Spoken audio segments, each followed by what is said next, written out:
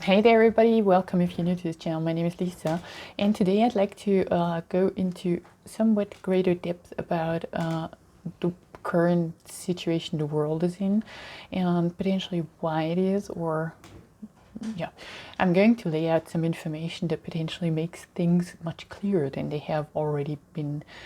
So we're going to start with Ukraine in a sense of what do you know about the war in Ukraine, because there is information, background information that is potentially very, very important to understand that there is.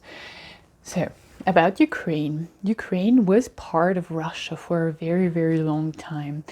This means Ukraine has been part of Russia officially up until the date, or up until the year 1917, where it firstly was formed as a country, you could say. And the independency from the Russian Federation or the Soviet Union, it only ever got in the year 1991. There was a votum on, do the people of Ukraine want to be independent from the Russian Federation, or do they still want to belong to them in that manner? And I have to get my battery cable. Please just excuse me one moment.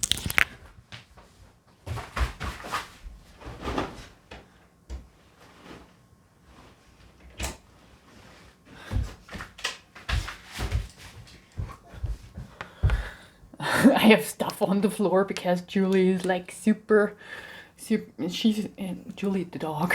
She's a 14-year-old golden retriever who's sleeping just there right now, but she has issues walking on the floors that I have here because they're somewhat they're quite smooth and she does not have the traction, so I placed stuff around the floor where it's like increasing the tension. So, or not the traction, sorry, wrong word.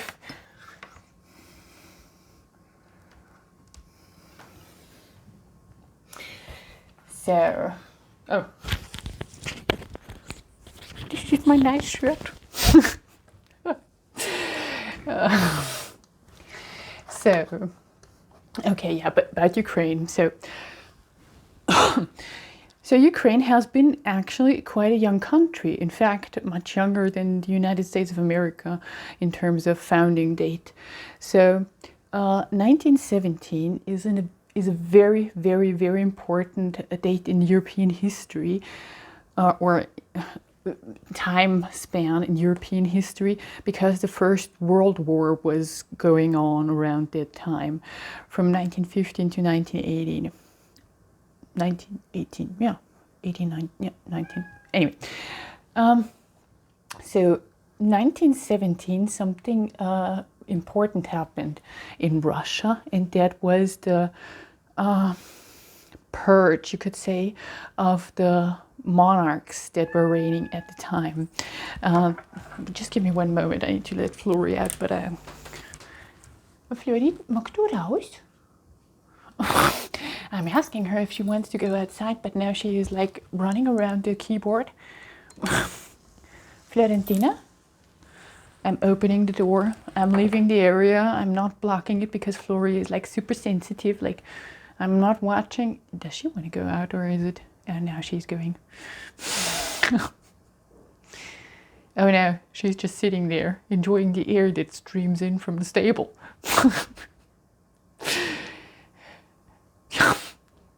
The other side, there's no stable. So, there's just the neighbors. So,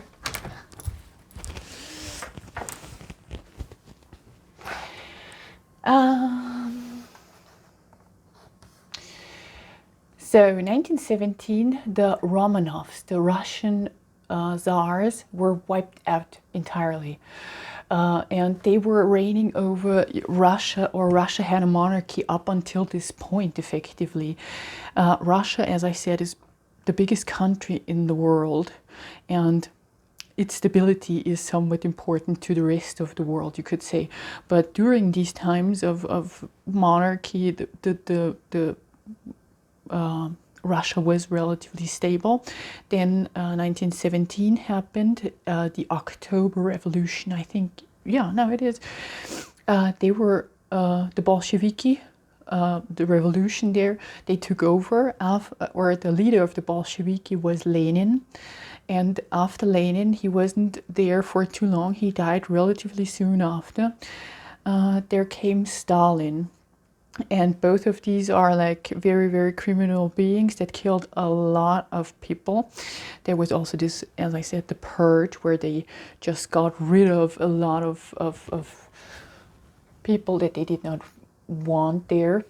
But important to notice, or important to note here, is that Stalin was repeatedly photographed with the hidden hand symbol that links towards Freemasonry, or that is a sign that also Napoleon, who tried to take Russia, displayed earlier, etc. So there was here and there and again attempts to take Russia. The split of Ukraine from Russia 1917 is strange to me. I just recently understood this about history in general that was playing out, that they had to do it quite quickly after. So this was something that was mandatory, potentially even the thing that they wanted to do. The Ukraine is positioned very, very importantly in terms of trade, because the Silk Road is running through the area, and the Silk Road had back then even more relevance, of course, and also the Crimea is a very important economic standpoint, you could say, or yeah. So they voted on their independence in 1991, and ever since they were independent, nothing happened, everything was fine effectively. But then 2014 came, and in 2014 in Ukraine stuff happened. First of all, there was this the voted president, the voted in president that was there at the time, was taken out politically in some way, shape, or form. They and it was replaced by somebody who was not voted for. This caused apparently unrest in the civilization, or in the Ukrainian households, I'm assuming. But I'm also like thinking like, well, that potentially was also like wanted and installed, and it maybe wasn't the people that rebelled, or maybe not, at least violently, because from there on there started the civil war that was going on in Ukraine for the longest time.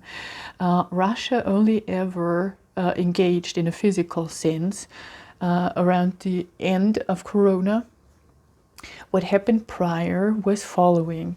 So remember, Ukraine has been a part of Russia up until 1991, and this means that there is a lot of Ukrainian citizens that are not just Ukrainian, but also Russian.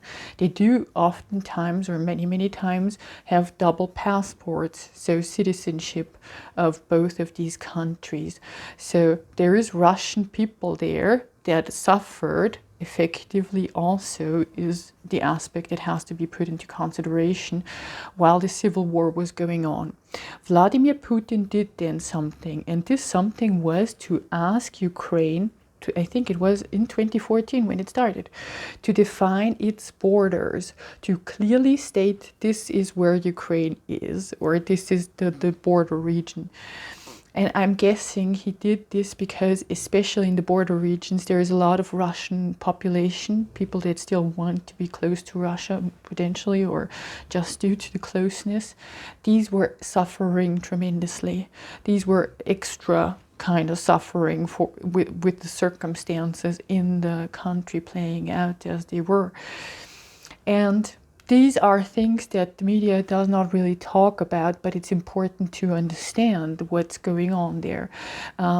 This strategy of splitting a country into two is something that I have came to understand happened elsewhere as well, and not one time but several times.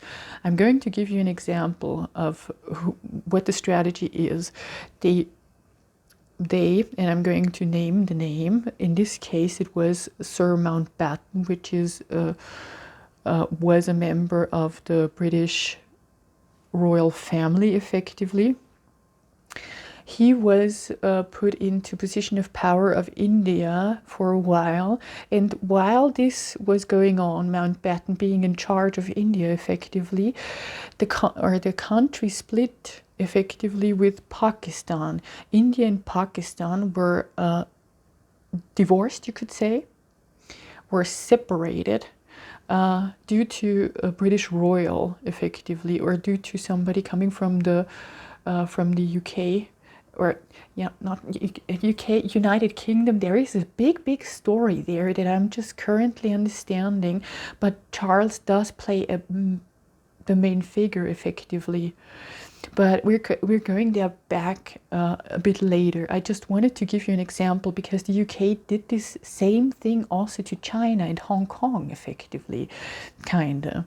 I'm going to guess, but I'm pretty certain that they would be using Hong Kong in that matter as well at one point, if they would be like successful with everything that they did prior, because it just apparently is an easy way to weaken a country, you could say, or to to separate the people within the country. That's just a strategy that I've been observing.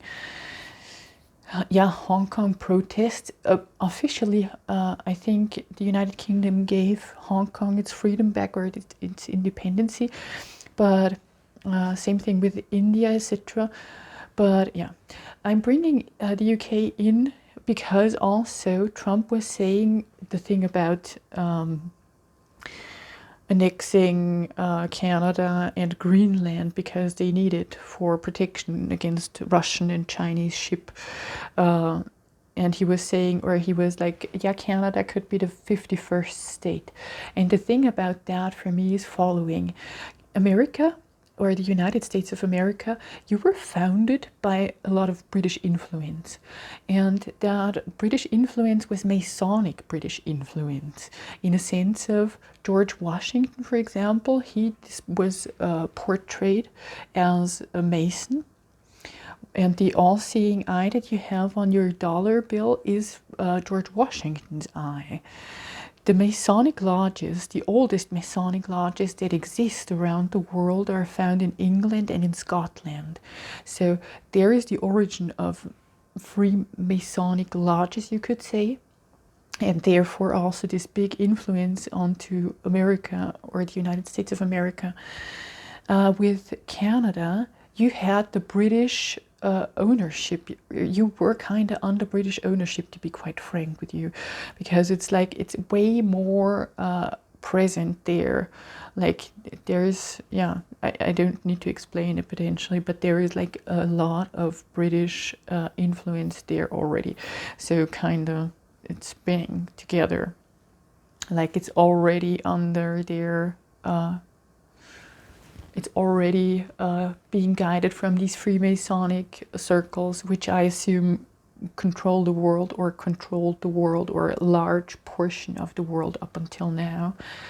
But yeah, that goes for Canada. What Trump was saying about that, like it could be the 51st state, like it's in terms of values and in terms of how it was founded, etc. That maybe kind of also, you should certainly share a lot of things as far as I understand, but that's just to keep in your head that the British were like very present in Canada.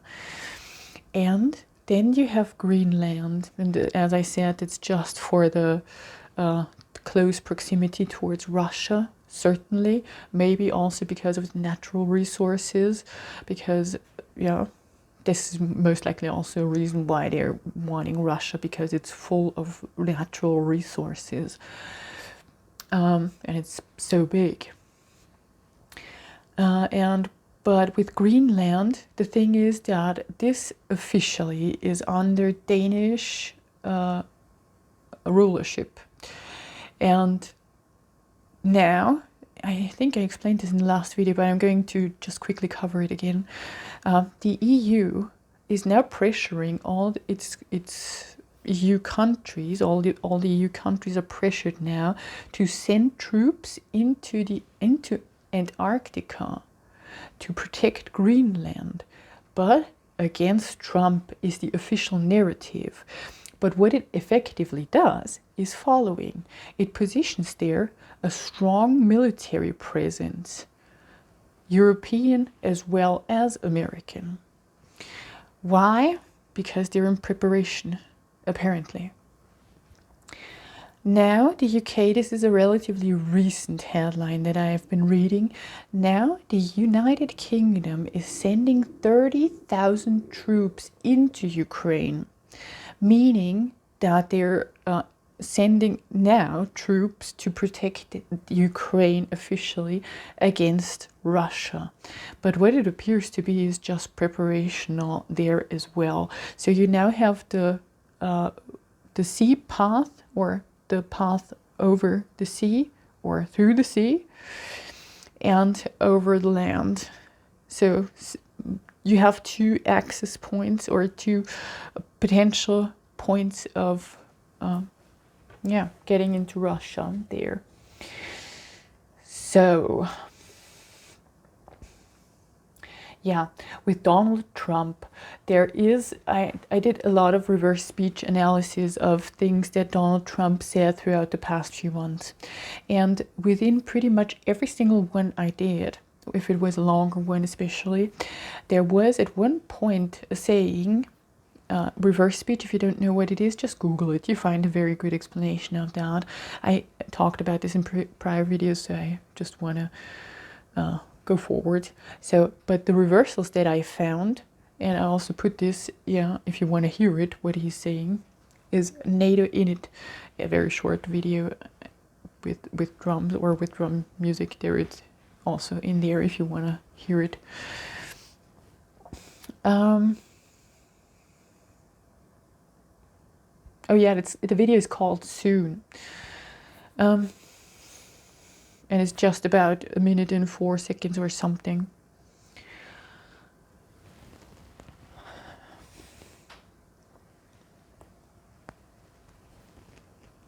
I just need to stretch a bit, I'm sorry. Oh yeah, there we go. So,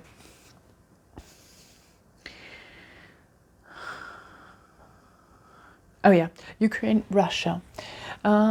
So Russia did nothing. It did not invade Ukraine, although it now is present in Ukraine.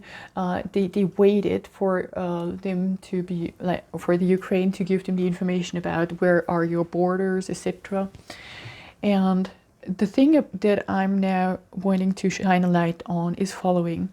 None of the countries that are now saying we need to protect Ukraine from Russia was willing to engage in any type of peaceful conversation with Ukraine itself prior to Russian involvement, meaning from the time 2014 to up until Russia did something to potentially save the Russian citizens that are also within Ukraine or were also living in Ukraine.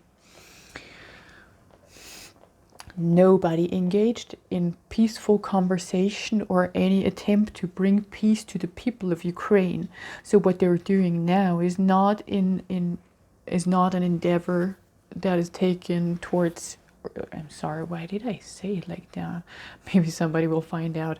So they were not heading or aiming for peace to be created there, but they needed the chaos there. They needed Putin to make a move because effectively this was the ultimate goal, to take over Russia. As it appears, Russia is not involved in these Masonic world domination aspects of our societal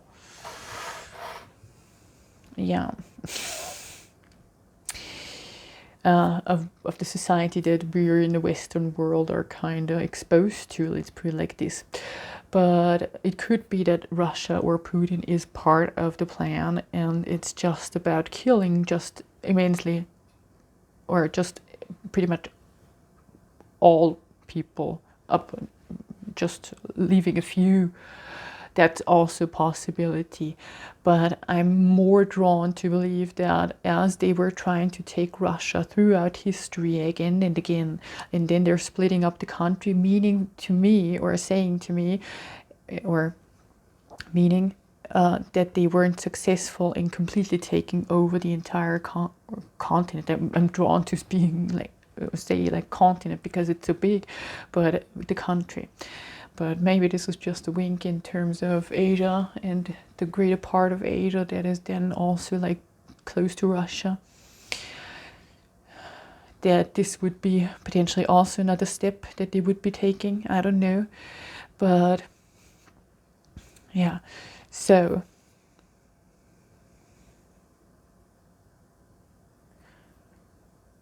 yeah, NATO in it. As I said, officially they're sending troops there to protect Greenland from Trump, but Trump's sending troops there to protect America from Russia. And effectively, if they want to do something military, like, yeah, involving the military, they have a lot of military there, regardless of, yeah, who am I talking about? It's NATO. NATO had a lot of military there then, and NATO has been trying to station closest to Russian borders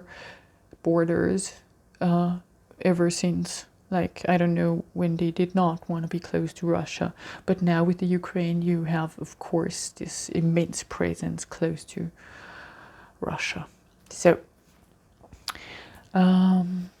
yeah, if there would be a war, we in Europe, I'm from Austria, there is a song that is always jumping into, I think, potentially every Austrian's head. it's an Austrian song, and it's I'm from Austria. It's English, but it's talking about like going out into the world and saying fully like, yeah, I'm from Austria. I don't really like the song, but it's just I heard it so many times that this is the first thing that comes into my head. But yeah. I don't like the song because there is stuff in there like your heart is like a mine. To be, yeah, the translation does not work very well. It talks about a specific type of mine that is kind of getting something out of a mountain. Anyway, so yeah, coming back to the effective topic of this video. The world political stage. Yeah, well, with the mountains and yeah. Oh yeah, Swiss. We in Austria, we are neutral. That is also important. We are neutral ever since the Second World War. We have been neutral ever since, and nothing ever was like, you know, we were never going back, like, yeah, kind of like that. But there was always this information kind of in the collective, like, yeah, we are now part of the European Union, and now if they need protection, we kind of are being kind of forced to join military forces with them, kinda, and to help them. And now they're trying to play this card with Denmark, like we need to send people there to protect Greenland from Trump. And effectively what it should be doing is pulling us into a war that nobody ever wanted to fight, except for just evil. Only evil wants war. I'm being quite serious, but these people that want war, they're evil. The people that are like willing to die in a war, they are either like really wanting to protect their country, their family or whatever, and are thinking it's for the best, which of course, yeah, could be if you're protecting. But there's also people that would just engage in war for the solemn purpose of being able to live out potential fantasies. To these people I'm saying, like, there's no hope for you, I'm sorry, you're going to die because that's what you're focusing on. But to the people that would be protecting their country, their family or whatever, these are the good people that understand when circumstances are at hand as such. For example, there is a secretive world ruling circle that wants war for the sake of getting Russia and having the dominion over the entire world, kind of. I think people would very quickly change their way of thinking about their job effectively.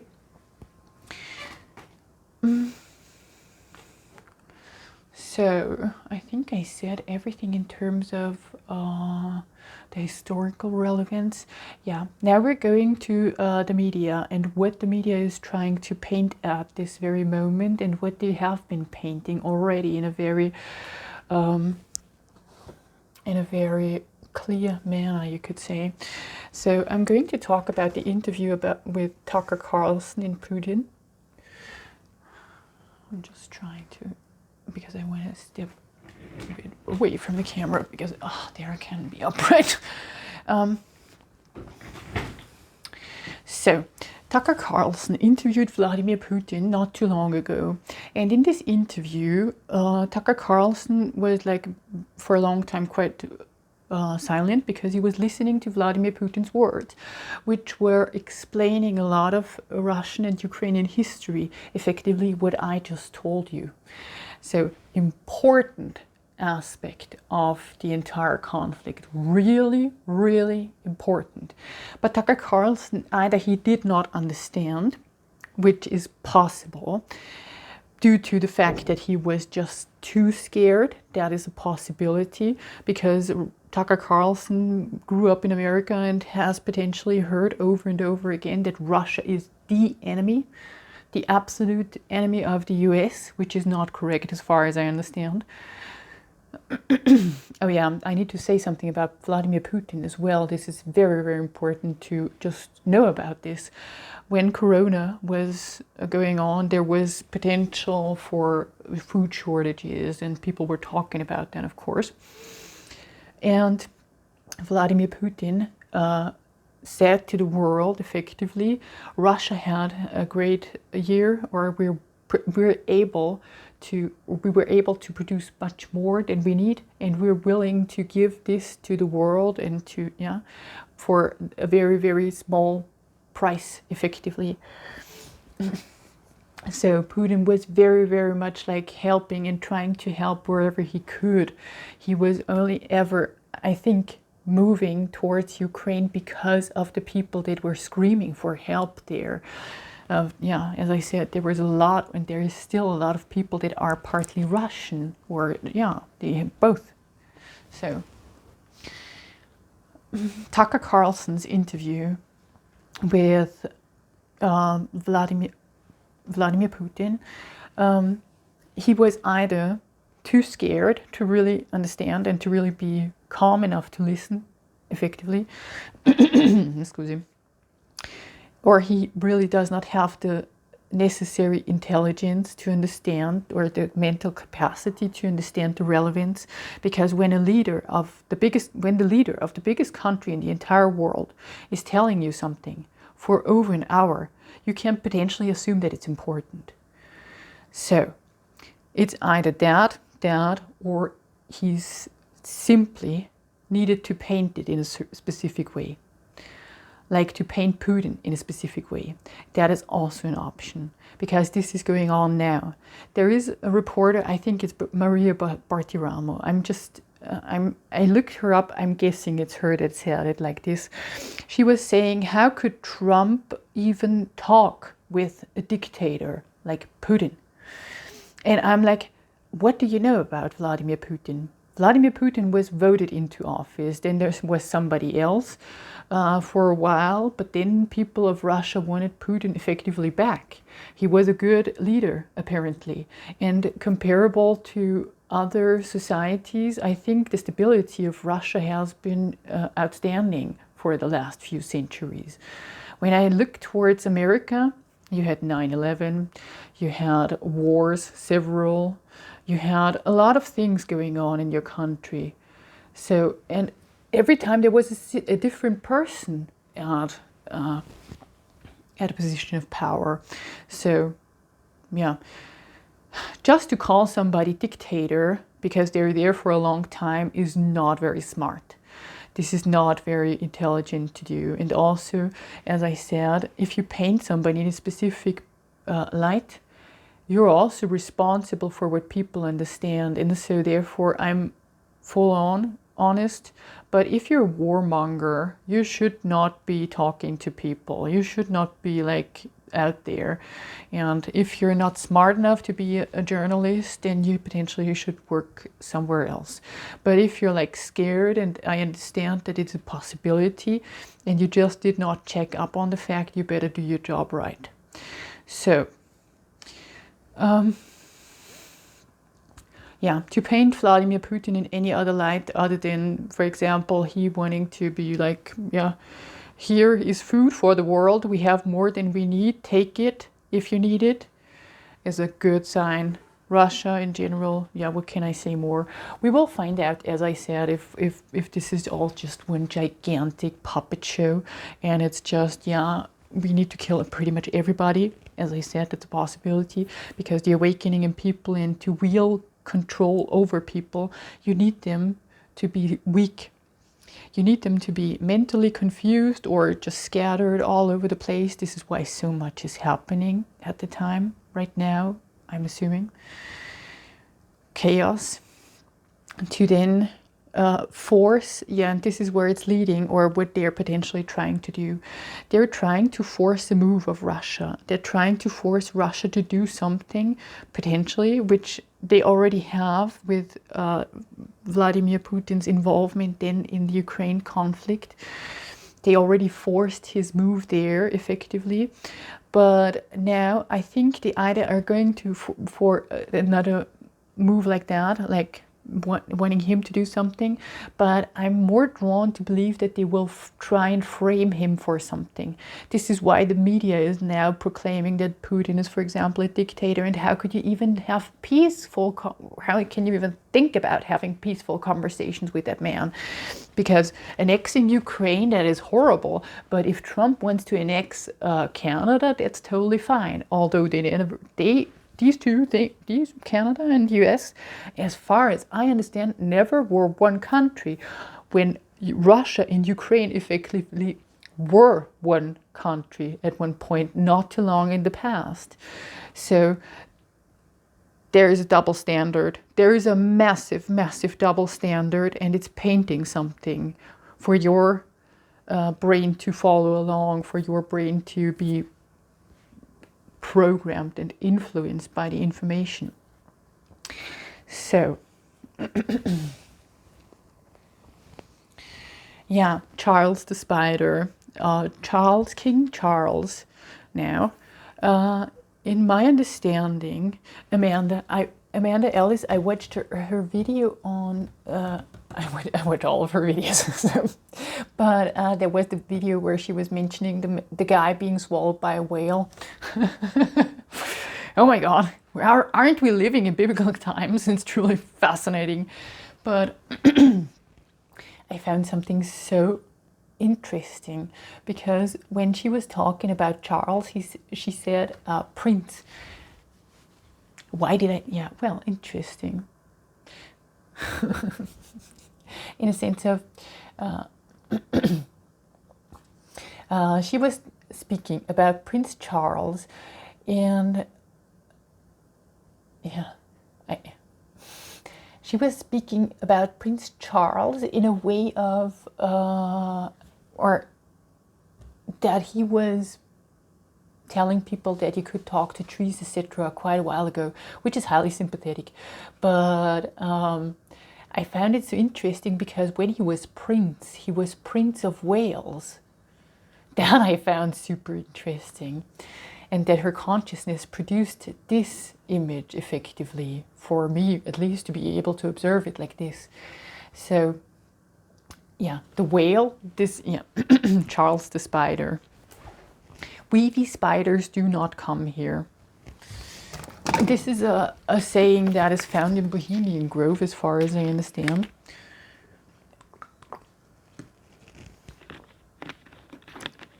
And it means following, as far as I understand, that weaving spiders do not come here. And what is the word not? It is either not, as in, no, I'm not doing this or that or whatever, or in I tie a knot in my weave, in my spider net, in my networking thing, whatever. Oh, oh, the computer screen's gone black, but yeah. I was just thinking network. I do have a network connection on the computer. It does mean anything. Who knows? I'll find out. Certainly. So, yeah. So that was highly interesting in the sense of her consciousness produced this image. And Charles is, as far as I understand, he was feeling better, or he was feeling stronger behind his mother, in terms of hidden behind his mother, than he is feeling out in the open. This is also why I read this in the newspaper, so I'm just assuming it's potentially correct.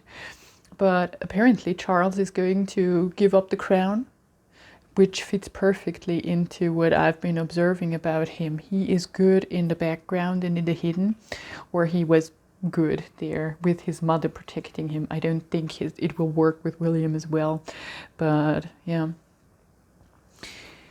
What I'm saying effectively is, with Charles, what is important to understand about this, with Charles and with the British royals, there is a lot of pedophile action that was going on. And with Mountbatten, that separated India and Pakistan, Charles called this man Uncle Dickie. And with the pedophilia issue with Mountbatten, this potentially puts things into new perspective. So wherever he's coming from, it's potentially not a good place. Both Mountbatten and Charles. He called him Uncle Dickie. But then you have Charles's brother, that is also problem with pedophilia, and you had Jimmy Savile, that was like knighted by the Queen and by the Vatican, and was like super present with the royals, and especially with Charles. So there's a lot of darkness surrounding these people. And now you have to think in terms of money is power. And officially there is one man that has quite a lot of money, but compared to a family of the standing of the British royals, I think it's tiny. I don't think that we know about Jonathan. Yeah, I need to let Jonathan outside, I think. Oh, scusi. Jill is laying at my feet, so I'm kind of... Oh no, I'm still moving it. Yeah, you're coming with me, kind of. Ignore that. I tried to do this video yesterday, and then you saw my computer screen. I didn't, or the day before yesterday. So I'm going to give you that as well. Upside down, but yeah, still, it's my computer screen. You got it yesterday, you get it now. Or the day before yesterday. Anyways.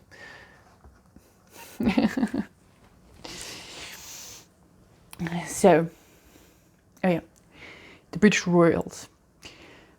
The influence, because how much money do they have? They owned practically Canada. They kind of owned Hong Kong. It's I think very, very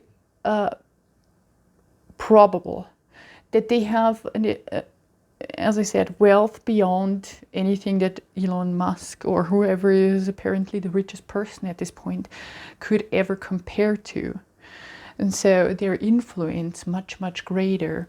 And as I said, hidden out in the open behind his mother, that was his strong suit. But now it's like, yeah, it's a different position. And as I said, yeah, we'll see. But apparently Great Britain or the United Kingdom will send 30,000, or already has sent 30,000 troops into Ukraine to protect Ukraine from Russia.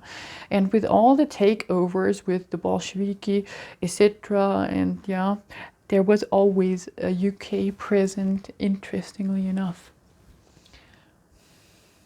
Maybe it's the most powerful of the royal houses. There is another one that I'm like keeping close track of, in a sense of whenever I hear it, I'm not looking for information anywhere. I let information always come to me, kind of.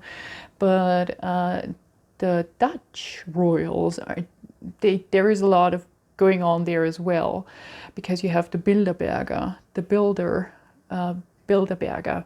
Bilderberger translates effectively to picture mountaineers, kinda, but there's also the word building in it, of course, which also links towards the Masonic idea of secret circles, and they have symbols that they're using to, yeah. Effectively, all of them use the symbols. Oh yeah, and I have something in terms of, there's potentially something, I don't see what it is effectively, potentially 100%, but you may. With the German politicians, I have not paid any attention to them and not what's going on in Germany, because Austrian and German politics are potentially a joke, have been a joke for quite a while. Austrian politics at the moment, I'm not very certain, because I think there's really good people in there also. But with the Germans, I have an issue, because there was a flooding of a specific area. There was weather warnings going on. There were, I think, over 40 weather warnings for this specific area. And the German Weather Institute, they did not warn their people. There was no warning. And all of these bodies of water that usually would take the water, they were all full to the brim. There was no measures taken to be kind of like protecting the people there. There was nothing done. And Ahrtal, I don't know what it translates towards, but similar things have happened in Barcelona or Spain, or Valencia. Anyways, they're great relevance also, but missing information in terms of, I don't know what happened there specifically, but I do know about Germany because I saw people making videos at boots on the ground. So what happened there is following. Politics, nobody told their citizens that they should be evacuating. Nobody did any protective measures to kind of drain the water supply or water storage that they had in terms of being protective, like they should be empty. They did not do that. And then after everything happened, after many people died and pretty much all the people in the area lost all they had, there were people trying to help. At first, they were not allowed to go for potential survivors, which is something that happened around the world, as far as I understand. And first, they were not allowed to go find potentially surviving people. Then they were trying to rebuild, and the building material that was donated or something, or was like kept in a specific area, all of a sudden that area was like close to them. It was an old school or something, I don't know, but they were sabotaged from rebuilding. And the thing that politics was like saying, yeah, we'll help, blah, blah, blah. Politics have received the donations for this specific event, but have not paid out a single cent, as far as I'm informed. So they were, I don't know what they were doing, but I don't know what to call it, other than criminal actions following another, and potentially everybody being criminal in the German politics. I don't know. But I'm like, they really tried to kind of, I don't know what they're trying to do to the German people, but it's like horrifying what happened there. And it's still like, nobody is still held accountable for it. Nothing happened. They still don't have the money. They still are like, I don't know, the people that potentially even live now, because that's also like when you lose everything and now you don't get the donations, they sabotage you. This was something that changed me in terms of, I saw what the people boots on the ground were experiencing and what was happening, and it was like, you cannot believe that this actually happened otherwise if you hadn't seen it. So that.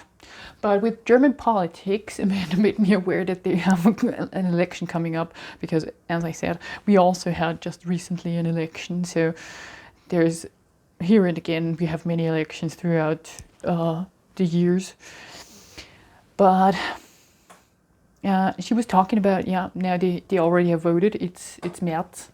März, the name März is sounding pretty much like a month in German, which is March. The month of March in German is called März. You just exchange the E with the A with 2 dots on its head. That is a German E, März. Yeah. Bear. Bear. That's bear. Yeah, the languages are very, very similar. And I think a lot of the differences that were brought and introduced into language, or that's just a solemn purpose potentially, was to separate us. But effectively, I think we actually understand each other around the world quite well if we just pay attention to the similarities. So,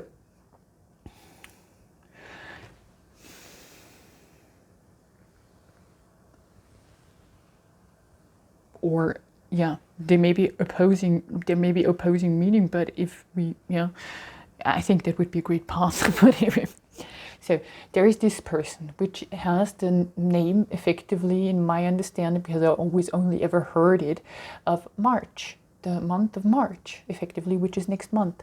And now this is the person that should be leading Germany. And there was a headline. I'm just mentioning this because Amanda was talking about the dragons, and there was just a headline that was a German headline. Oh yeah, there it is. Merz muss den Mutmacher und den Drachentöter geben. This is from Die Presse. This is an Austrian news outlet, but he now needs to encourage, and Drachentöter is dragon killer. This is simply for Amanda, and everybody who watches Amanda's videos, they will understand, because she was talking about dragons. But yeah. So this is March, that person. And another thing that's really, really interesting in terms of symbols, and I don't know what it effectively means, but but Elon Musk and his desire to go to Mars, and Elon Musk and German politics share Mars. They have Mars in common. Why? Because there's a German politician named Mars. And this Mars, I don't know what he's doing effectively, but Mars in the Roman mythology, Romans kind of took the Greek mythology and just made it their own. So Ares, the god of war, in Roman mythology was Mars. So Mars effectively is associated with the god of war, and Elon Musk being there, as far as I understand, what they're trying to do all over the place, like in all different countries, regardless of where you are, is they're trying to separate people, to radicalize, to put people onto 2 sides of one spectrum, because there they fight more, they're more likely to fight with each other. And when people are fighting, they're not focused, and you can effectively transport 30,000 troops there more, and then next time you again transport more people there, and at one point it's so many that people don't even understand how many people in terms of military capacity there already are and what they're trying to do. So this is what I understand what they're trying to do at this very moment. So I'm sharing this information in hopes it is received and just understood to some degree, because as far as I understand, this would all take place this year. It would all be starting, or not starting, 2025 is like, I think this would be, or not would, October, Red October, is a reference towards the revolution in Russia. So Red October is also a reference from a movie, of course, which they're like The Hunt for Red October, because the submarine was called Red October or something like that, which was Russian, and The Hunt for Red October. It's all about Russia. It was all along, and never about anything else as it appears. Just world domination. But now that we people know, this is their greatest fear. This is the only reason why they create the chaos in the first place, so we don't know what's going on. But if the moment we know what's going on, it's there. So, yeah. So, as I said, if they take action, they will take it very soon, because they need to, because they're planning for October to take Russia or start to invade Russia. I'm pretty certain about that. But as I said, they need to frame Putin or force him to do something. And as far as I understand, he's too good to be forced, but he could be like framed for something unjustifiedly. But as I said, when people understand the circumstances or people understand the information, it's like they can do whatever they want. It will not be successful. So, yeah, this is everything I wanted to share with you today, potentially. I did talk about the body. Do you know? I talk with you about the body so many times. It's just, I'm standing up because it's more comfortable, because I understand when I do sit and I feel uncomfortable, that the quality of my speech in terms of what I'm capable of focusing on reduces, because there's also part of my attention that needs to go elsewhere. So what I'm usually doing is I'm just trying to feel balanced well all throughout the day, and it works perfectly for me ever since I started it quite a while ago, years, effectively. Yeah, I've been in this good mood for quite a while. Of course, there are days where I'm like, no, I can't go on. There were days. I have not encountered one of these in a while, although, yeah, things happened. But yeah, I'm still like, no, I just understand this about the body to a degree where I'm like, I cannot really bargain with myself, because when I feel like I want to feel better, I know what I need to do, and so I do. For example, I don't know, I did not go out for a walk in quite a while, because I do not want to engage with other people that are potentially walking around, because I'm just like focused. I'm perfectly focused at this point, and I will be up until the point where it's not necessary for me to do so. But up until this point, I stay focused, and I have my home gym here, and I do, I do train every whatever I want. I do have a lot of fun, but I find it very practical to have it right next to me, to be like just doing here and there something, because as I said, it's just for me. It's about the blood pressure. It's that blood reaches every area of my body. Sometimes it's for my breathing, that I breathe deeper. It does so many things. It's not necessarily just the physical aspect of it, not just the mental aspect of it, but the chain reactions that come from it that are so beneficial. This is why I mention it so many times, because I'm like, it really works for me, and I have a lot of fun with it. Yeah, I do. Whatever I do, I have fun. This is just something that I would highly recommend. If you want to do something or add more activity to your life, make it fun. And I'm going to show you also something that is like super efficient in terms of getting your heart pumping and potentially sweat flowing if you desire that. The drums. You cannot freaking imagine how much exercise that can bring you, and I'm not kidding. Like E-drums, for example, that would be my recommendation, because very recently I went into a music store and I was like, let's try an acoustic set. And I was like, and it was so freaking loud. And I was like, how is this so freaking loud? And I was like, I could never do what I do on these E-drums with a regular set of drums because they would be like broken within very short time because I really like going. Yeah, as I said, I kind of perceive it to be sometimes an exercise as well, like where I'm like, so yeah. As I said, this is something that is effectively counting as that for me. So, yeah. Yeah. And yeah, working with your body leads you to understand more about it. For example, myofasciale Ketten, myofascial chains, is that the translation? Potentially not, but it's the muscular or muscle chains. It's not just muscle, but it's also other fascia that transports tension or delivers tension throughout the body, or just different circumstances of relaxation, tension, pressure, whatever you want to call it. I'm standing on one foot at this point here. But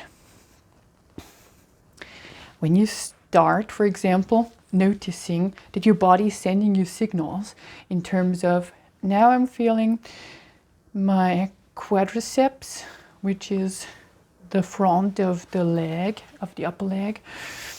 And there is somewhat tension. Now I kind of stretched it away from, you always do stretch away from the torso or from the upper body. Now I'm feeling it here, which is my shoulder blade right here. But there is muscles that attach the shoulder blade towards the back.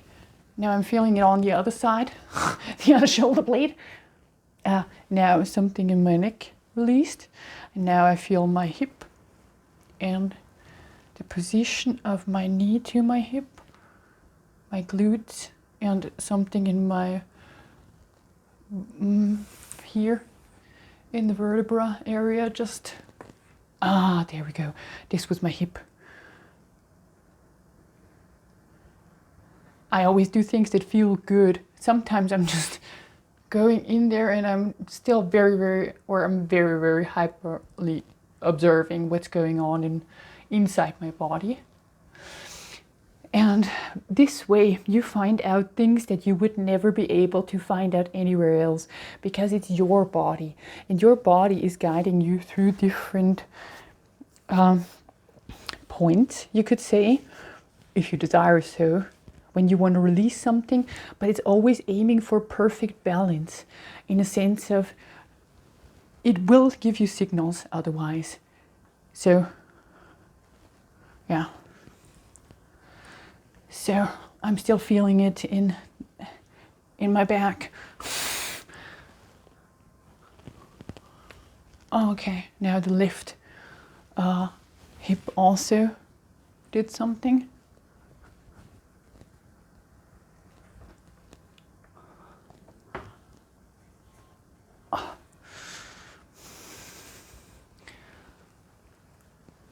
Oh my God. I maybe just need to, it was just now 57 and 57 seconds, so 57 minutes. I need to look up this number potentially, but let's see now. 57 numerical meaning in March.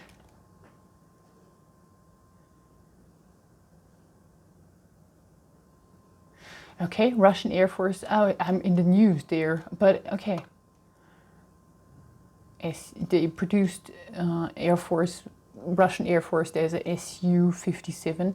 Interesting. But I'm still at the news, so let's see. Numerological meaning of this number. The adventurer. Yeah, I'd be like drawn to do something else now, because I'm thinking I said everything and my body is kind of signaling movement now. So I'm going to work out, but I don't want to take you working out, because I'd be like, wait a second, I'm just catching my breath. I tried this already. Oh no, I don't want a free reading. I can read myself enough, thank you. Both the numbers 5 and the number 7 are curious numbers. One's action, yeah.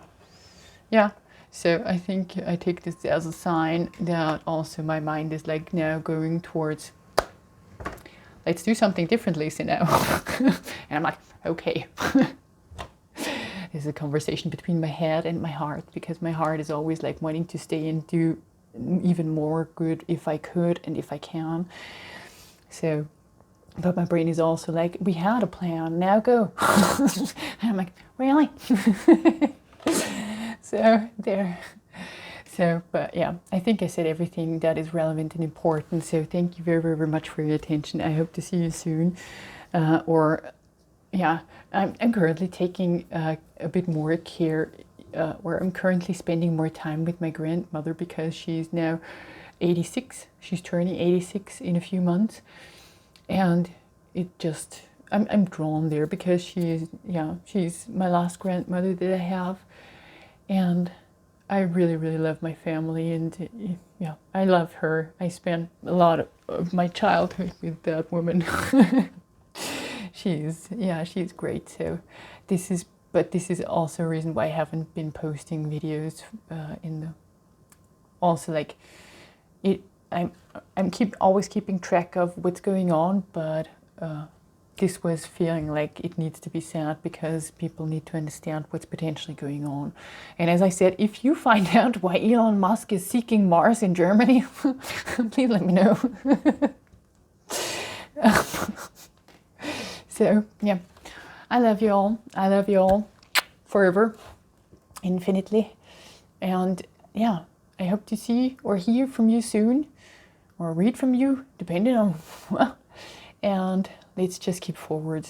We got this. We got this beyond getting it, because good always wins. It's just that now is like they created a lot of chaos, and that potentially there is going to be a bit more chaos before a new structured way may be found. So, or yeah, a new day. I think no, there was definitely a change energy-wise that already took place, which for me indicates that this is the next thing that's going to happen. What I've been telling you about was the plan that was planned by these beings that are secretive and not wanting people to know. So this is what they would be going forward if nothing else happened, kinda, or if people wouldn't notice, because they cannot attack Russia if everybody knows is like, yeah, that's a setup, that's a total setup. You just want World War III. That's what you want. You never wanted to free us of that. You just want to suppress us even more effectively. So if that would play out, it would play out in that direction, but it's questionable if that's even going to take place. Right now, as I said, they're just trying to produce chaos, because the collective is already so awakened, because we're already so there, effectively. So, again, thank you for your attention. I hope you enjoyed this video. We'll see each other potentially very soon. In the meantime, I love you.